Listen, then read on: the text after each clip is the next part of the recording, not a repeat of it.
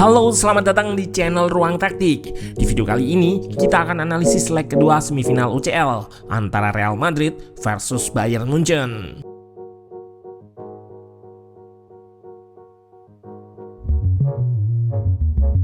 El Real menegaskan statusnya sebagai King UCL dan juga King Comeback setelah berhasil mengalahkan Munchen secara dramatis dengan skor tipis 2-1.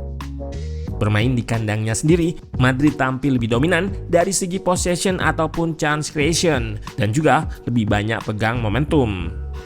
Beberapa kali mereka mendapatkan peluang emas yang banyak digagalkan oleh Neuer dengan penyelamatan gemilangnya.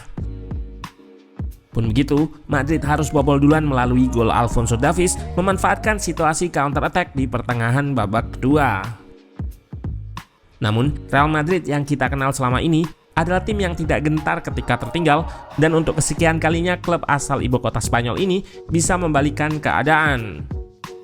Ancelotti kembali melakukan pergantian taktik dan pemain yang jitu dengan Joselu yang menjadi super sub lewat 2 golnya pada menit-menit akhir. Nah, penasaran dengan jalannya laga dari segi taktikal? Let's go, kita bahas sama-sama. Real Madrid turun dengan formasi 4-4-2. Dibandingkan leg pertama, hanya ada satu perubahan pada susunan starter yang diturunkan oleh Ancelotti, yaitu Carvajal yang menggantikan Lucas Vazquez di posisi bek kanan. Selain itu, pelatih asal Italia ini juga mengubah posisi Rodrigo yang di leg pertama diplot sebagai winger kiri, kali ini dikembalikan sebagai false nine di tengah. Bellingham digeser ke kiri. Sementara itu, Bayern Munchen turun dengan formasi 4-2-3-1. 3 perubahan susunan pemain dilakukan oleh Tuchel. Pada barisan pertahanan, Matthijs de Ligt starter gantikan Kim Min-jae. Di tengah, gelandang muda Alexander Pavlovic berduet bersama Konrad Laimer sebagai double pivot, dan di depan Müller yang starter di leg pertama digantikan oleh Serge Gnabry yang mengisi pos winger kiri. Musiala diplot di tengah dan Leroy Sané di winger kanan. Ketiganya menopang Harry Kane di posisi nomor 9. Seperti biasa, pada saat build up, Toni Kroos akan turun ke samping 2 center back di lini pertama untuk merilis Ferland Mendy agar bisa lebih naik atau overlap. Sama dengan Mendy, di sisi kanan, Carvajal juga lebih naik. Mendy bisa mengisi kelebaran atau sayap di sisi kiri. Dengan hal ini, Jude Bellingham bisa bermain lebih ke dalam di koridor half space. Terlihat di tengah ada 2 false nine, Vinicius Junior dan Rodrigo Goes. Bayern Munchen menerapkan block press yang kompak di tengah untuk mematikan akses progresi ke gelandang Madrid di lini tengah. Terlihat Tchouaméni yang selalu dimarking oleh block press Munchen. Berbeda dengan Tchouaméni, Kroos yang drop atau turun tadi punya ruang yang lebih bebas untuk menguasai bola. Di laga ini, ia menjadi pemain yang paling banyak melakukan progresi via umpan. Yang sering jadi target progresinya adalah Vinicius di koridor half space kiri.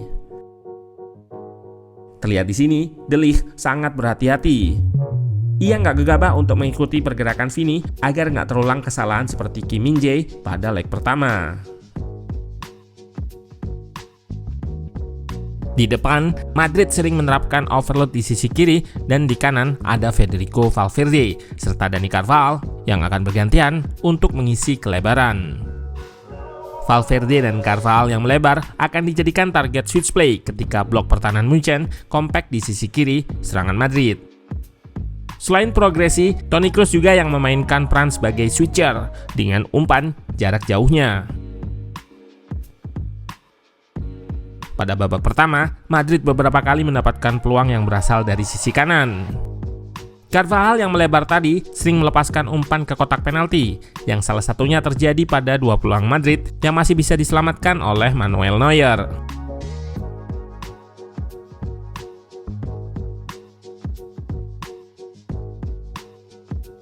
Musiala yang bermain di posisi nomor 10 sering dijadikan outlet progresi Bayern Munchen. Wonderkid asal Jerman ini kerap mengekspos ruang antar lini Madrid. Seperti yang terlihat pada proses peluang Munchen di menit ke-7 ini. Ada Musiala dan Kimmich yang mengekspos ruang antar lini Madrid.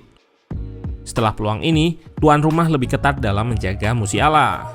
Ketika dua gelandang Madrid naik untuk marking dua pivot Munchen, back-back di belakang akan bergantian untuk menjaga Musiala di ruang antar lini. Munchen juga menerapkan overload di sisi kanan dengan Kimmich yang akan naik untuk ciptakan situasi 2 versus 1 terhadap Ferland Mendy. Namun skema ini bisa dinetralisir oleh Madrid lewat Jude Bellingham yang ikut support saat bertahan. Pada babak kedua, baik Tuchel maupun Ancelotti sama-sama melakukan modifikasi kecil pada taktik yang mereka terapkan. Madrid lebih memfokuskan serangannya di sisi kiri lewat aksi individu Vinicius Junior. Joshua Kimmich cukup kerepotan menghadapi kelincahan dan eksplosivitas winger asal Brazil ini. Pun begitu, taktik ini bisa dipatahkan oleh back-back Bayern di tengah dan juga save dari Manuel Neuer. Di kubu Bayern, sebelumnya pada babak pertama, Tuchel memasukkan Alphonso Davies menggantikan Gnabry yang cedera.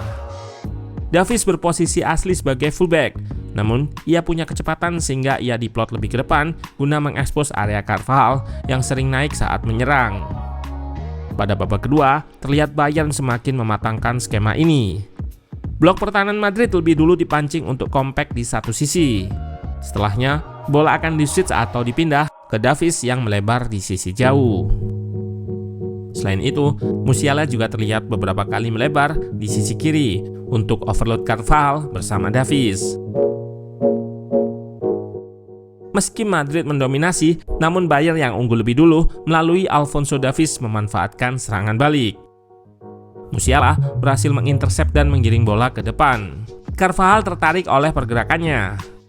Hal ini membuat area kanan pertahanan Madrid terbuka yang diekspos oleh Davies.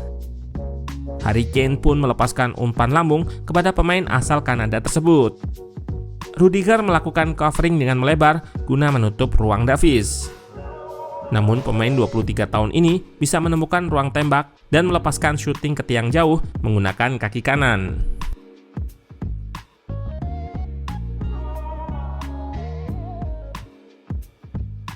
Kebobolan, Madrid langsung merespon dengan melakukan pergantian pemain. Modric dan Camavinga masuk, gantikan Kroos dan Tchouaméni.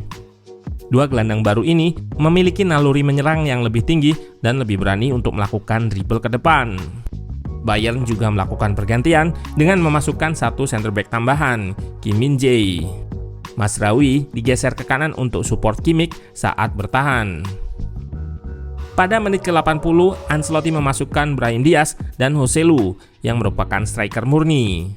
Masuknya dua pemain ini sekaligus mengubah taktik dalam hal ini formasi menjadi 4-3-3. Cuma 8 menit di atas lapangan, Joselu langsung memberikan impact. Penyerang bertipe nomor 9 ini berhasil cetak gol memanfaatkan blunder dari Neuer. Sebelumnya ada kesalahan dari Neuer yang melakukan lemparan ke arah Davies, di mana di situ ada banyak pemain Madrid.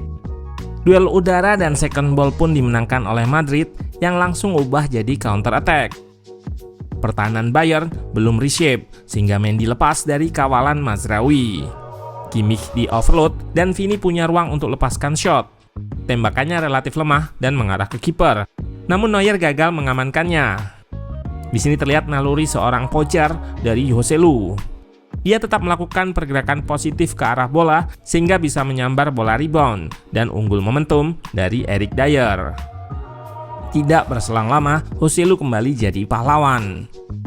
Berawal dari kemelut di kotak penalti, second ball dikuasai oleh Nacho dan diumpan ke Rudiger di sisi kiri. Center back asal Jerman tersebut langsung kirimkan bola ke tengah, di mana ada Joselu yang siap menyambar. Tap in 2-1, Madrid berbalik unggul, comebacking. El Real kembali menegaskan sebagai tim yang ajaib. Di leg pertama, mereka bisa cetak 2 gol meski lebih banyak bermain bertahan. Dan di leg kedua ini, Madrid berhasil comeback pada menit-menit akhir. Hal ini tentunya bukan terjadi secara kebetulan. Selain kegemilangan para pemain, ada juga kejelian dari Ancelotti yang bisa melakukan pergantian pemain dengan jitu. Nggak sekedar memasukkan pemain baru, namun Ancelotti bisa melakukan pergantian pemain menyesuaikan dengan kebutuhan dan situasi saat pertandingan. Oh iya, ada kontroversi jelang laga berakhir karena dianulirnya gol De Ligt. Di sini kesalahan wasit adalah tidak membiarkan bola berjalan dan meniup peluit ketika bola hidup. De Ligt mencetak gol, di satu sisi pemain Madrid sudah melepas lantaran ada peluit wasit. So, gol ini kemungkinan juga tidak terjadi seandainya wasit tidak meniup peluit lebih dulu. Yang tentunya pemain belakang Madrid tidak diam saja atau akan melakukan aksi bertahan.